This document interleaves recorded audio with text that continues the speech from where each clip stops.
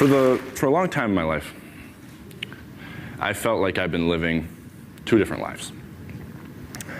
There's the life that everyone sees, and then there's the life that only I see. And in the life that everyone sees, who I am is a friend, a son, a brother, a stand-up comedian, and a teenager. That's the life everyone sees. If you were asked my friends and family to describe me, that's what they would tell you. And that's a huge part of me. That is who I am. And if you're asked me to describe myself, I'd probably say some of those same things. And I wouldn't be lying, but I wouldn't totally be telling you the truth either. Because the truth is, that's just the life everyone else sees. In the life that only I see, who I am, who I really am, is someone who struggles intensely with depression. I have for the last 6 years of my life, and I continue to every day.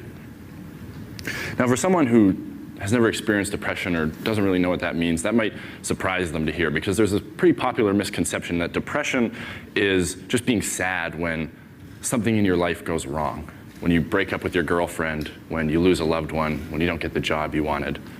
But that's sadness. That's a natural thing. That's a natural human emotion.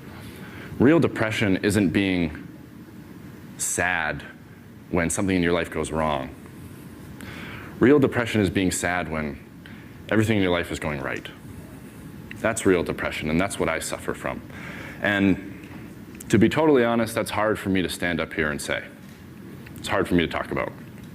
And it seems to be hard for everyone to talk about it, so much so that no one's talking about it. And no one's talking about depression, but we need to be, because right now it's a massive problem. It's a massive problem. But we don't see it on social media, right? We don't see it on Facebook. We don't see it on Twitter. We don't see it on the news, because it's not happy, it's not fun, it's not light. And so because we don't see it, we don't see the severity of it. But the severity of it, the seriousness of it is this. Every 30 seconds, somewhere, someone in the world takes their own life because of depression. And it might be 2 blocks away, it might be 2 countries away, it might be 2 continents away, but it's happening, and it's happening every single day. And we have a tendency as a society to look at that and go, so what? So what? We look at that and we go, that's your problem, that's their problem. We say we're sad and we say we're sorry, but we also say, so what? Well, 2 years ago was my problem. Because I sat on the edge of my bed, where I'd sat a million times before, and I was suicidal. I was suicidal. And if you were to look at my life on the surface, you wouldn't see a kid who was suicidal. You'd see a kid who was the captain of his basketball team, the drama and theater student of the year, the English student of the year, someone who was consistently on the honor roll and consistently at every party. So you would say I wasn't depressed, you would say I wasn't suicidal, but you'd be wrong. You'd be wrong. So I sat there that night beside a bottle of pills with a pen and paper in my hand, and I thought about taking my own life, and I came this close to doing it. I came this close to doing it. And I didn't. So that makes me one of the lucky ones, one of the people who gets to step out on the ledge and look down but not jump. One of the lucky ones who survives. Well, I survived, and that just leaves me with my story, and my story is this. In 4 simple words, I suffer from depression. I suffer from depression. And for a long time, I think I was living 2 totally different lives, where one person was always afraid of the other. I was afraid that people would see me for who I really was, that I wasn't the perfect popular kid in high school everyone thought I was, that beneath my smile there was struggle, and beneath my light there was dark, and beneath my big personality just hid even bigger pain. See, some people might fear girls not liking them back, some people might fear sharks, some people might fear death, but for me, for a large part of my life, I feared myself. I feared my truth, I feared my honesty, I feared my vulnerability, and that fear made me feel like I was forced into a corner. Where I was forced into a corner and there was only one way out. And so I thought about that way every single day. I thought about it every single day, and if I'm being totally honest standing here, I've thought about it again since, because that's the sickness. That's the struggle, that's depression, and depression isn't chicken pox. You don't beat it once and it's gone forever. It's something you live with.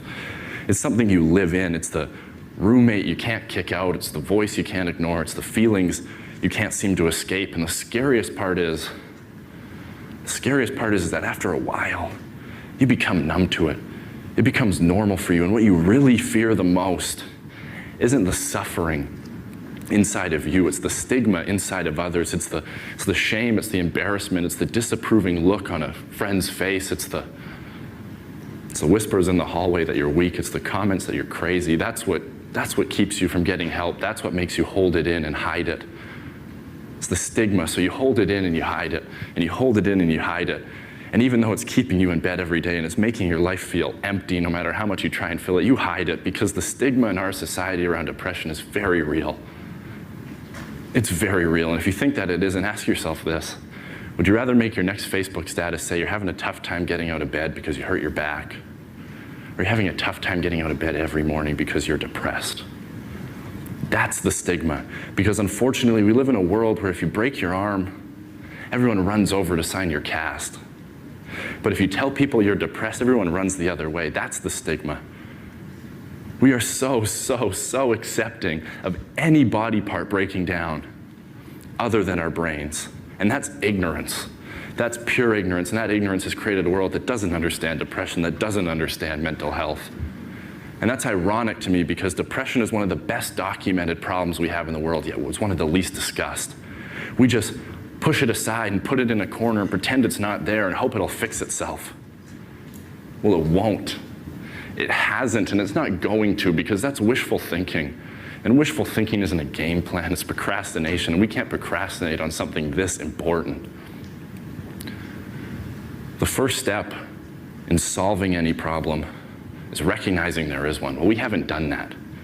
So we can't really expect to find an answer when we're still afraid of the question. And I don't know what the solution is.